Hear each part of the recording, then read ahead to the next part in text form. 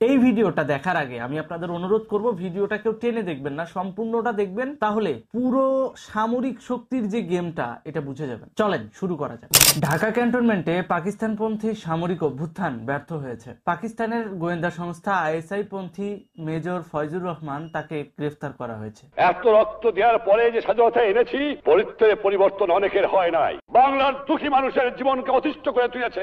উৎখাত করতে হবে বাংলার বুকের থেকে এদের। মূলত বাংলাদেশ সেনাবাহিনীর মধ্যে দুইটা গ্রুপ দুই ভাগে বিভক্ত হয়ে আছে। একটা গ্রুপ বাংলাদেশের মুক্তিযুদ্ধ এবং স্বাধীনতার পক্ষে, এবং আরেকটা গ্রুপ উগ্রপন্থী সাম্প্রদায়িক গোষ্ঠীর পক্ষে কাজ করছে। এবং এই উগ্রপন্থী সাম্প্রদায়িক গোষ্ঠীর পক্ষে কাজ করছে বলে বর্তমানে বাংলাদেশের জাতীয় নিরাপত্তা হুমকির মুখে, যার কারণে আপনারা দেখতেছেন যেখানে সেখানে লাশ পড়ে আছে, যেখানে সেখানে হত্যাকাণ্ড হচ্ছে, এমনকি মসজিদের ভিতরে ঢুকে মানুষকে গলা কেটে হত্যা করছে সাম্প্রদায়িক উগ্রপন্থী গোষ্ঠীরা।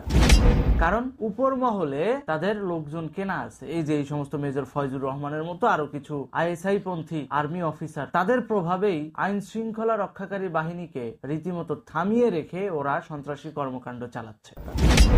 এজন্য বাংলাদেশের জাতীয় নিরাপত্তা নিয়ে সাধারণ মানুষের ভিতর উদ্বেগও বাড়ছে দিন দিন, এবং এই উদ্বেগ বাড়ার কারণেই মূলত ওয়াকারুজ্জামান আর চুপ করে বসে থাকতে পারলেন না। তিনি পদক্ষেপ গ্রহণ করলেন। এই উগ্রবাদী যেই সমস্ত সেনা কর্মকর্তা যারা কিনা টাকার বিনিময়ে বিক্রি হয়ে বাংলাদেশে শুধুমাত্র খিলাফতের নাম করে মানুষ হত্যা করছে এবং নেপথ্যে মদত দিচ্ছে, তাদেরকে স্টপ করানোর জন্যই মূলত এই মেজর ফয়জুর রহমান সহ ঊর্ধ্বতন কয়েকজন সেনা কর্মকর্তাকে গ্রেফতার করা হয়েছে। এখন কথা হচ্ছে, এই যে ফয়জুর রহমান এই ব্যক্তিটা কেন হঠাৎ করে বাংলাদেশ সেনাবাহিনীর মধ্যে থেকেও বাংলাদেশের সাথে বেইমানি করতে গেলেন? এখানে একটা আন্তর্জাতিক রাজনীতি কাজ করছে, যেটাকে আমরা বলি কূটনৈতিক তৎপরতা। পাকিস্তানি গোয়েন্দা সংস্থা আইএসআই এনাকে টাকা দিয়ে কিনেছে। এখানে পাকিস্তানের লাভটা কি, এটা যদি আমরা একটু জাস্টিফাই করি তাহলে আপনারা এটা পরিষ্কার হয়ে যাবেন। মেইনলি পাকিস্তান চায় না বেলুচিস্তান স্বাধীন হোক। আমাদের পূর্ব পাকিস্তান যেমন স্বাধীন হোক, এটা যেমন পাকিস্তান চাইতো না, ঠিক তেমনি পাকিস্তান এটা চাচ্ছে না যে বেলুচিস্তান স্বাধীন হোক। কিন্তু বেলুচিস্তানের ভিতরে গণহত্যা, ধর্ষণ, এমনকি বেলুচ সম্প্রদায়ের অনেক মানুষকে দিনে দুপুরে ঘরে ঢুকে মেরে আসতেছে পাকিস্তান আর্মি। শুধু তাই নয়, পাক অকুপাইড কাশ্মীর যেটাকে আমরা বলি, পাকিস্তানের ওই কাশ্মীরের যে অংশটা, সেখানেও পাকিস্তান আর্মিরা বেশ ভালোই প্রভাবশালী ছিল। যখন বেলুচিস্তানের সাধারণ মানুষ জাগ্রত হয়ে উঠলো যে না, আমরা আর পাকিস্তানের সঙ্গে থাকবো না, আমরা একটা আলাদা দেশ গঠন করতে চাই, তখনই বেলুচিস্তান আন্দোলনের যে নেতা মেহরান বেলোচ, এই মেহরান বেলোচের বাবা তাকে তুলে নিয়ে গিয়ে হত্যা করে পাকিস্তান আর্মি, এবং হত্যা করার 2 বছর পর লাশ তাদেরকে ফেরত দেয়। শুধু মেহরাং বেলুচ নয়, এরকম অনেক সাধারণ বেলুচিস্তানের নাগরিক আছে যাদেরকে পাকিস্তান আর্মি তুলে নিয়ে গিয়ে হত্যা করত শুধুমাত্র স্বাধীনতা চাওয়ার পক্ষে, যেটা 71 সালে বাঙালির ক্ষেত্রেও করছে। যখন এই বিষয়টা নিয়ে বিশ্ব মানবাধিকার সংস্থা কাজ করা শুরু করলো, তখন ধীরে ধীরে মেহরাং বেলুচের আন্তর্জাতিক প্রভাবও বাড়তে থাকে, অ্যাকসেপ্টেন্সি বাড়তে থাকে, এবং এই মেহরাং বেলুচকে বিশ্বের অনেক দেশ সমর্থন করে। শুধুমাত্র আমেরিকান ডিপ স্টেট এটার বিরোধিতা করে আসছে, যেটা 71 সালে ওই যে ক্লিনটন সরকার করছিল আমাদের সময়। সেম ইতিহাস কিন্তু বেলুচিস্তানেই পুনরাবৃত্তি হচ্ছে। তো পরবর্তীতে কি হলো, ডিপ স্টেট কি করলো, বেলুচিস্তানের স্বাধীনতা নিয়ে মূলত কারা কারা সমর্থন দিচ্ছে তাদেরকে আইডেন্টিফাই করা শুরু করলো, এবং প্রথম তালিকায় ছিল ভারত। কারণ ভারত চেয়েছিল বাংলাদেশের মতো বেলুচিস্তানও স্বাধীন হোক, অন্তত পক্ষে যেন বেলুচিস্তানের মানুষ গণহত্যার শিকার না হয়।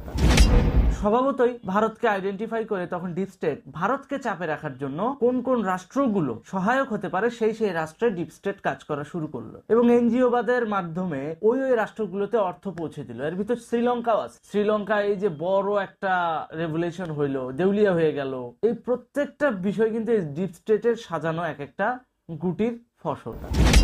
অর্থাৎ এই যে এত এত মানুষ শ্রীলঙ্কায় জেগে উঠছিল, এইটার পেছনে ডিপ স্টেটের ইনভেস্টমেন্ট ছিল এনজিওবাদের মাধ্যমে। এই যে ইউএসএইড যেটা টাকা খেয়ে ডক্টর ইউনূস বাংলাদেশে জুলাই অভ্যুত্থান ঘটিয়েছে, এই গোষ্ঠীটাই শ্রীলঙ্কায় ইনভেস্ট করে তাদেরকে দেউলিয়া বানিয়েছে।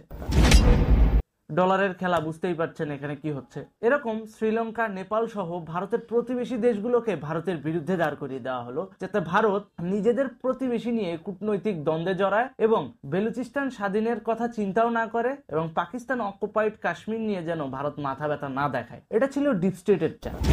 কিন্তু কথা হচ্ছে, ডিপ স্টেট একটা বিষয় খুব ভালো করেই জানতো যে ভারত বাংলাদেশের ঐক্যবদ্ধতা এবং সুসম্পর্ক যদি না ভাঙা যায়, তাহলে দক্ষিণ এশিয়ায় ভারতকে চাপে রাখা যাবে না। কারণ শুধুমাত্র 7 সিস্টার্সকে কন্ট্রোল করার জন্য একমাত্র হাতিয়ার হচ্ছে বাংলাদেশ, যেটাকে আমরা বলি ভৌগোলিক অবস্থান থেকে বাংলাদেশ খুব গুরুত্বপূর্ণ একটা জায়গা আছে। তো বুঝতেই পারছেন, সেভেন সিস্টার্স কে অশান্ত করলে ভারত অর্ধেক ভেতর থেকে দুর্বল হয়ে যাবে। এই জন্য কি করতে হবে, বাংলাদেশকে ডিপ স্টেটের কন্ট্রোলে নিয়ে আসতে হবে। তখনই বাংলাদেশ নিয়ে ষড়যন্ত্র শুরু হয়ে গেল, আর সেটার নেপথ্যে ছিল ডক্টর ইউনূস সহ পুরা আমেরিকান গোষ্ঠী। এর ভিতর পিটার হাস আছে, ডেভিড বার্গম্যান আছে, এনজিওবাদের প্রত্যেকটা উইংস কাজ করেছে। এমনকি ডোনাল্ড লু, যে দক্ষিণ এশিয়া বিষয়ক যে পররাষ্ট্রনীতি নিয়ে কাজ করেছে ওই সময়, তিনিও রয়েছেন। যখন বাংলাদেশ নিয়ে ষড়যন্ত্র শুরু করলো এই যে এনজিওবাদের বিভিন্ন গোষ্ঠীরা, তখন দেখবেন মানবাধিকার নিয়ে বাংলাদেশে খুব ব্যাপক গলাবাজি করেছে। এই যে মায়ের ডাক এনজিও, আরো অন্যান্য যে এনজিও গুলো আছে যারা মানবাধিকার নিয়ে কাজ করে, তো এই গোষ্ঠীটার কাছে তখন বিপুল পরিমাণে অর্থ আসা শুরু করলো। সেই অর্থের একটা অংশ ব্যয় হতো এই উগ্রবাদী গোষ্ঠীকে সামাজিক পর্যায়ে পেট্রোনাইজ করার স্বার্থে। কেননা যদি সামাজিক পর্যায়ে উত্তাল না হয়, তাহলে এদের মানবাধিকারের ব্যবসাটা থাকতেছে না। ঠিক তেমনি আরেকটা অংশ অর্থ ব্যয় হতো আর্মিদের ভিতর। যে আর্মিদের ভিতর ব্যয় করা হতো, যেই মানুষগুলোকে দেয়া হতো, তার মধ্যে এই যে মেজর ফয়জুর রহমান, তিনিও একজন। যে 6 কর্মকর্তা রিসেন্টলি পাকিস্তানে গিয়ে দেখা করে আসছে, সেই 6 কর্মকর্তাও কিন্তু এই ফান্ডের একটা অংশ পেত। সুতরাং বুঝতেই পারছেন কিভাবে বাংলাদেশের ভিতরে টাকা পয়সা ছেটানো হয়েছে। কিন্তু এখানে একটা মাত্র বাধা ছিল, শেখ হাসিনা। কারণ শেখ হাসিনার ইমেজ ছিল অনেক শক্ত, বঙ্গবন্ধুর সন্তান, সেই হিসেবে তার একটা বড় ইমেজ আছে। তো কি করতে হবে, শেখ হাসিনার ইমেজকে নষ্ট করতে হবে। তো শেখ হাসিনার ইমেজকে নষ্ট করার জন্য ওরা কি করলো, সর্বপ্রথম শেখ পরিবারের লোকজনকে হাত করা শুরু করলো। ডে বাই ডে তাদেরকে অর্থায়ন করা, বিভিন্ন ধান্দাপানি করে পয়সাপাতি খাওয়ায়া তাদেরকে নিজেদের হাতে নেওয়া। পিটার হাসের সাথে সব থেকে বেশি যারা একটু ঘনিষ্ঠ ছিল, অধিকাংশই শেখ পরিবারের। তো এই শেখ পরিবারকে হাতে রেখেই মূলত শেখ হাসিনার তথ্যগুলো বাইর করা হতো। এছাড়াও ছাত্রলীগ, যুবলীগ, এই সমস্ত উইংসে এই সমস্ত পশ্চিমা গুপ্তচর তো থাকতো। এই সমস্ত পশ্চিমা গুপ্তচর প্রত্যেকটা আপডেট সেনাবাহিনীকে দিত। এই মেজর ফয়জুর রহমানকে দিত, 6 জন সিনিয়র সেনা অফিসার আছে তাদেরকে দিত। তারাও কি করতো, সেই অনুযায়ী গেমটা সাজাই। একদিকে সামাজিক পর্যায়ে আইন শৃঙ্খলা অবনতি হতো, অন্যদিকে প্রশাসনিক কাজে হস্তক্ষেপ করে তাদেরকে থামিয়ে রাখতো, অর্থাৎ সেনাবাহিনীদেরকে পুতুল বানিয়ে রাখতো এই সেনা কর্মকর্তাগুলো।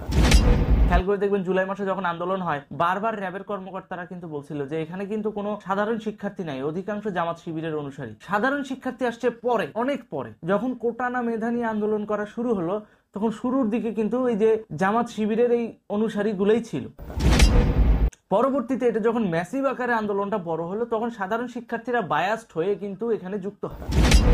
সুতরাং সব মিলায়া এই যে টোটাল আন্দোলনটা হলো, ইউএস এর অর্থায়নে হয়েছে, এবং ওই ইউএস এর অর্থায়নের একটা অংশ সেনাবাহিনীর কাছেও গিয়েছে, এটা পরিষ্কার। তো সেই যে সেনা কর্মকর্তা যারা মূলত এই সমস্ত টাকা খেয়ে এই সমস্ত মেটাকুলাসলি ডিজাইনের অংশ হয়েছেন, শিক্ষার্থীদেরকে গুলি চালানো হেলিকপ্টার থেকে, তারপরে অনুমতি ছাড়া ফায়ার করা 7.62 বুলেট দিয়ে A to Z, সব কিন্তু এই 6 সেনা কর্মকর্তা এবং মেজর ফয়জুর রহমানের প্রেসক্রিপশন অনুযায়ী হয়েছে।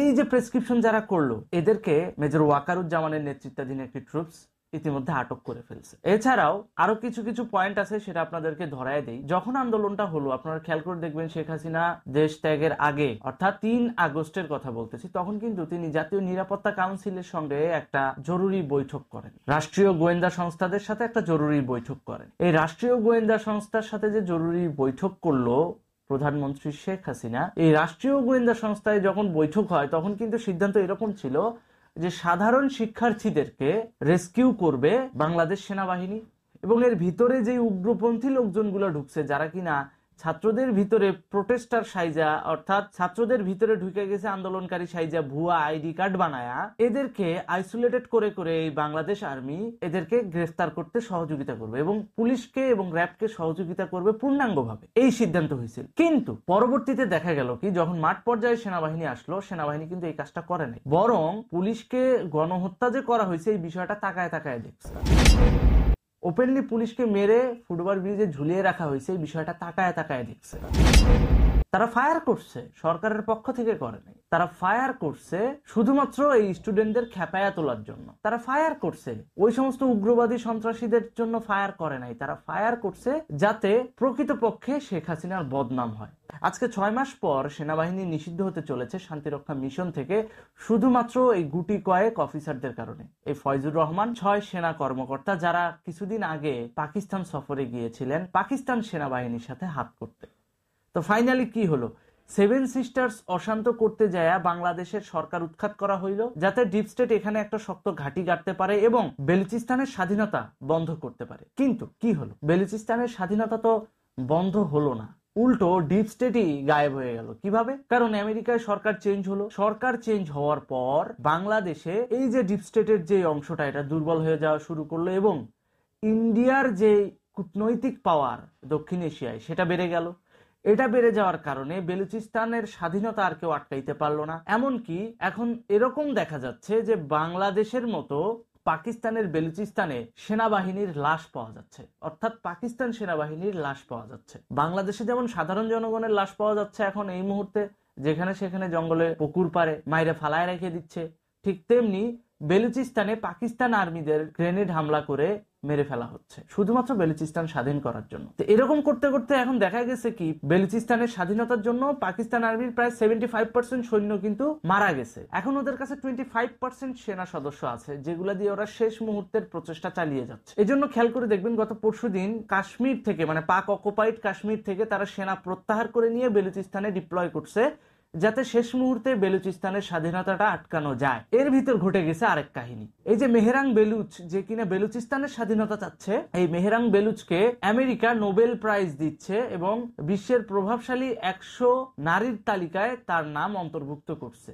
অর্থাৎ তার আন্তর্জাতিক গ্রহণযোগ্যতা আরো এক ধাপ বাড়িয়ে গেল। এই এক ধাপ বেড়ে যাওয়ার কারণে মেহরাং বেলুচ আরো ফেমাস হয়ে গেল, আরো প্রভাবশালী হয়ে গেল আন্তর্জাতিক মহলের কাছে, কূটনৈতিক মহলের কাছে। ফলে এখন যদি বেলুচিস্তান স্বাধীন হয়, তাহলে স্বাধীন বেলুচিস্তানের প্রথম প্রধানমন্ত্রী হিসেবে মেহরাং বেলুচ তো থাকবেই, এছাড়াও আন্তর্জাতিকভাবে স্বীকৃতি পেতে তার আর কোনো অসুবিধা হবে না। অর্থাৎ পশ্চিমারা কেন নোবেল দেয় এটা তো ভালো করেই জানেন। যে কোনো একটা দেশের ভিতরে বাস দেওয়ার জন্যই কিন্তু তারা নোবেল প্রাইজকে ইউজ করে। তো পাকিস্তানকে এই নোবেল দিয়া তারা বেলুচিস্তান স্বাধীন করলো, অর্থাৎ পাকিস্তানকে বাস দেওয়ার জন্যই তারা মেহরাং বেলুচকে এই নোবেলটা দিল। যখন বেলুচিস্তান স্বাধীন হয়ে যাবে তখন অটোমেটিক্যালি এই নোবেলের সার্থকতা পেয়ে যাবে বেলুচিস্তানবাসী এবং একই সাথে এই নোবেল প্রাইজের যে বাস, সে বাসটা পাবে পাকিস্তান। সুতরাং বুঝতেই পারছেন এখন পাকিস্তান নিজের পিঠ বাঁচানো নিয়ে ব্যস্ত, নিজের বেলুচিস্তান কিভাবে রক্ষা করবে এইটা নিয়ে ব্যস্ত। ওদের যে সেনা সক্ষমতা সেটার 75% ধ্বংস হয়ে গেছে, আর 25% সেনা সদস্যদের ওরা ইউজ করে শেষ মুহূর্তের বেলুচিস্তান রক্ষার চেষ্টা করতেছে। এই কারণে বাংলাদেশের ক্যান্টনমেন্টে ফয়জুর রহমান সহ এই 6 সেনা কর্মকর্তাদেরকে সহযোগিতা করার মতো বা সাপোর্ট দেওয়ার মতো কূটনৈতিক শক্তি আর নাই। একটা জিনিস পরিষ্কার বলে রাখি, পাকিস্তানের ধর্মই হচ্ছে বাঙালিদের মাথায় লবণ রেখে খাওয়া এবং পাকিস্তান সেটাই করছে